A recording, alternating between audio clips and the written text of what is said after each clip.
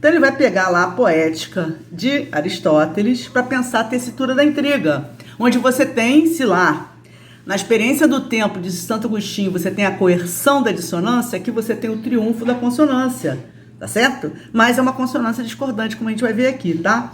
Por quê? Ele vai dizer que a tessitura da intriga, a poética, é uma atividade mimética, né? Aristóteles vai trabalhar isso, é uma imitação criadora da experiência temporal. Eu olho o mundo, vejo a vida, penso na arte, qualquer construção, qualquer texto, filme, aula, música, né? Qualquer coisa, filme, qualquer construção é uma tomada que a gente faz a partir do mundo, da experiência pré-figurada do mundo, e a gente faz uma imitação criadora, mas é uma imitação criadora. Não é uma imitação literal. Tem aí uma ação de representar. Tem uma ação de configurar, tá? Então, o mundo é o nosso ponto de partida, a mímese 1, como ele vai falar. E a gente vai explorar isso bem aqui. Para a gente tecer o discurso, tecer a intriga, configurar a narrativa, é a mímese 2, visando um efeito de sentido, né? A poética, visando... Através das operações e estruturas que a gente aciona, a gente vai compor a nossa narrativa, o nosso discurso, o nosso texto, nossa produção, visando um efeito prospectivo, um efeito projetivo, que é a mímese 3, que é o mundo do receptor. Como é que você vai chegar? Voltando lá ao canto. Eu busco no mundo os elementos para o canto, configuro o canto visando que vocês escutem, identifiquem a música, tenham a emoção, sei lá, ok? A gente vai ver isso com calma. Agora a gente vai começar a falar da tríplice mímese do Riquet. Bom, minha gente, olha, aqui já tá a berinjela recheada, tá certo? Agora eu vou colocar um pouco de queijo ralado, vou ralar o queijinho por cima, queijo parmesão, para gratinar no forno, tá? Bonito, hein? Bom, o que ele vai pegar lá de Aristóteles? A ideia de que a mimesis tem um elemento de intriga, né? Então você tem a mimesis, ou seja, esse primeiro momento em que do mundo você parte para compor, e você tem a própria composição, que é a tessitura da intriga, não é isso? Que é um processo para ele de representação de ação, de agenciamento dos fatos. Isso é muito legal. Tem um agenciamento, tem um lugar do sujeito nesse momento da tessitura da intriga, que faz com que a tessitura, o processo, seja mais importante do que a própria intriga. É isso que ele vai trabalhar, tá? Então não é uma cópia, mas uma atividade processual, um trabalho. Lembra do Halbach falando da memória como trabalho? É um trabalho, tem uma atividade humana, por isso que o tempo se torna humano na narrativa. E tem uma atividade humana de compor isso, tá certo? Então esse fazer humano, essas artes da composição, eu falei que não ia colar, mas tô colando. Essa parte da construção é um jogo entre imaginação regrada e imaginação produtiva. Imaginação regrada porque você vai partir de gêneros, de matrizes, de estruturas. A gente vai ver isso aqui. Operações e estruturas que prefiguram o nosso mundo. Mas também é uma imaginação produtiva, porque a gente também está criando o novo. Ele vai falar mais para frente de um jogo entre sedimentação e inovação. A gente vai ver isso aqui também, porque é isso que ele está falando, né? A tessitura da intriga parte do mundo, mas não é uma mímese, não é uma atividade mimética literal. A gente copia igual o mundo. É um reino, como ele vai falar, do como ser, um reino da ficção. Então é um jogo entre tradição, como falei, sedimentação, inovação, em que o narrador, esse sujeito enunciador, ocupa esse lugar de mediação.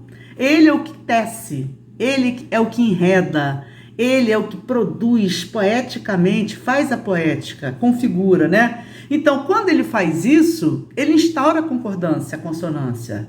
Ele faz na narrativa o tempo parecer linear, o tempo parecer finito, o tempo ter uma lógica e uma cronológica. Ele fala que a concordância obedece a 3 eixos: completude, totalidade e extensão apropriada, não é isso? Isso dá a garantia do verossímil. Quando você narra e a narrativa chega, o discurso narrativo chega para o seu receptor, ele chega como se fosse o mundo, como se fosse a verdade, como se fosse aquilo que tivesse acontecido. E na verdade é uma ficção. É um exercício ficcional. Só que ficção aí não é sinônimo de mentira. Ficção aí é sinônimo de fabulação, invenção, produção, imaginação regrada e produtiva. Não é isso? Esse exercício de configuração mesmo, tá? E aí a gente pode pensar na ilusão biográfica que o Bourdieu fala. Como é que a gente, criando narrativamente uma ideia de trajetória, cria uma ilusão de biografia, de coerência, não é isso? De consistência, de que as coisas são encadeadas, de uma lógica linear. Então ele vai falar isso, que a lógica, a cronológica cria uma lógica linear. Isso que cria consonância. Parece na narrativa que o tempo transcorreu igualzinho o tempo cosmológico, né? Só que não é verdade. Então, tô aqui ralando o queijinho, ó, um raladorzinho, o queijo fica gostoso. Aí a gente rala o queijo parmesão, tá? E como eu já falei ainda há pouco, é legal de entender o papel de mediação da mímese 2, tá? Que ela não tá ali de bobeira não, isso que o Riquet explica.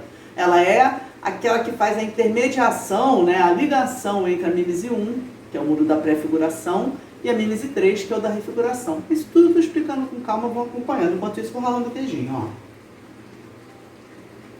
Diz o Riquet que diversos elementos vão lembrar a gente que mesmo a narrativa tem uma dissonância com o tempo, mesmo que ela fabule uma consonância, mesmo que ela fabule uma concordância. As peripécias, os incidentes aterrorizantes e lamentáveis, certo? As quebras narrativas, os golpes do acaso, os efeitos de surpresa, né? Isso ele vai falar, causam perplexidade no receptor, criam uma comoção inteligível para o receptor, ele entra naquele jogo, né? Isso instaura discordância dentro da consonância. Isso faz a vida parecer a vida, inclusive, né? Então, para ele, se a experiência temporal nossa, com o tempo cosmológico, é uma discordância, uma dissonância, que através da distensão a gente torna consonante, a narrativa é uma tentativa de criar uma consonância com o tempo, mas que os elementos que compõem essa narrativa lembram, instauram, inclusive como efeito de verossimilhança, o caráter de real da vida. Como diz Caetano, a vida é real e de viés, veja só que cilada o amor me armou, certo?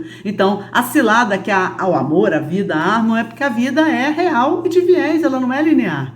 E é isso que a narrativa faz, ela tenta parecer uma cronológica linear, coerente, engatilhada, engatada, com causa e efeito, mas os elementos que estão presentes ali e o próprio efeito de sentido, que nem sempre é o pretendido, nem sempre o receptor recebe aquilo e dá o mesmo sentido que a gente gostaria, e isso instaura dissonância. A gente vai ver isso também, o efeito de sentido e o lugar da prefiguração, o lugar do mundo do receptor.